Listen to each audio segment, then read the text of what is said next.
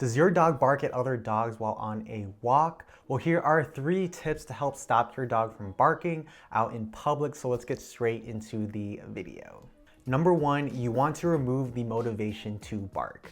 Hi Jackson, what are you doing here, man? Generally, if your dog barks, they're usually scared, anxious, or they get some type of reward when they do bark. As an owner, it is your duty to make sure that they don't get a reward as a result from barking. So let's just say that your best friend, your dog, sees another dog coming towards you on the sidewalk and they start barking. So generally, I know I've done this in the past, that if Jackson starts barking, the only way for him to stop barking is just to have him go to that dog and have him sniff the dog, play with the dog, generally just meet the dog. But I realized that that is just not the way to go. Soon after, Jackson would think that in order to meet the dog, to get that reward of playing with that dog, he'll have to bark at that dog.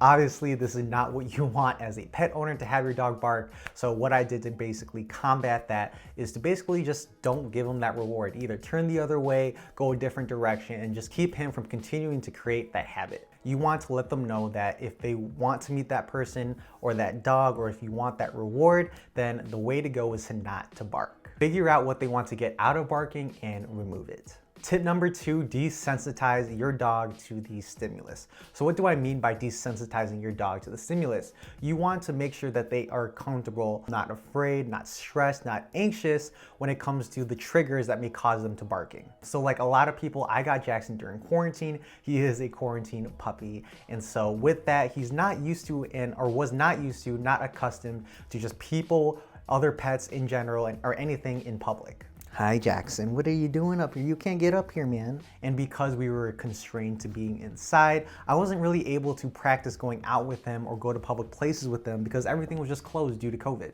When things started to open up, when I would bring him to restaurants that are dog friendly, he was very anxious and he would bark sometimes at other dogs, other people, just to try to get to play with them. So what I did to combat that, to combat those triggers of other people, to prevent him from barking, was to basically just distract him. I brought a ton of treats, realistically an entire bag of treats, to brunches, to lunches, to restaurants, just to keep him distracted and also to keep him occupied, and it ultimately kept him from barking. By showing him a positive experience without playing with another dog or meeting someone else in public, straight away, directly, and even just in the distance, over time with consistency, he learned to not bark and also keep calm while in public.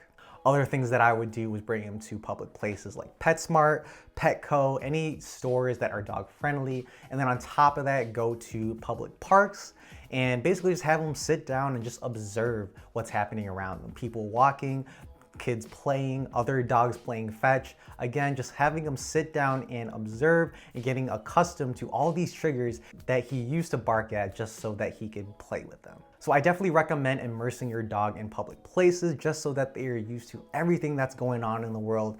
Keep in mind too that if you have a puppy, they're still a baby, they're still learning about the world, everything is new to them, so you do want to take it slow and be patient with them. Tip number 3, keep your dog tired. When Jackson was a puppy, and especially during the teenage phase, he had a ton of energy, and with that energy to use to bark. Generally, a tired dog is less likely to bark. So I definitely recommend bringing your dog on long walks, maybe even going hiking and jogging if that's what you're into. But again, having a tired dog will also help in combating the urge to bark. With having your dog tired combined with training sessions, I have no doubt that your best friend will stop the habit of barking. Moreover, not only do you want to physically exercise your dog, but mentally exercising your dog will do a great deal in tiring out your dog. And here is another bonus tip: prevention is key. Keeping your dog busy and tired will help reduce the urge to bark and ultimately stop it from creating that habit of barking. Be observant of what causes your dog to bark. Look at your dog's body language. Make sure that, again, you want to prevent and remove any triggers that could cause your dog from creating that habit of barking. But yeah, guys, that concludes today's video. Let me know down below if you have any other tips or what's working for you if you helped stop your dog from barking. I'd love to read them in the comment section down below, and I'm sure a lot of people can find them helpful too. As a reminder, please hit that like button as it really helps in the YouTube algorithm. And if you're new here, welcome. Please hit the subscribe button too, as it really means a lot to Jackson and me. If you aren't part of our Aussie lovers / owners Facebook group, the link is in the description.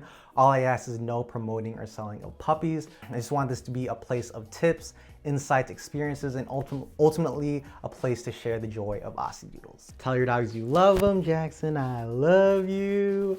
Thank you for watching and have an amazing day.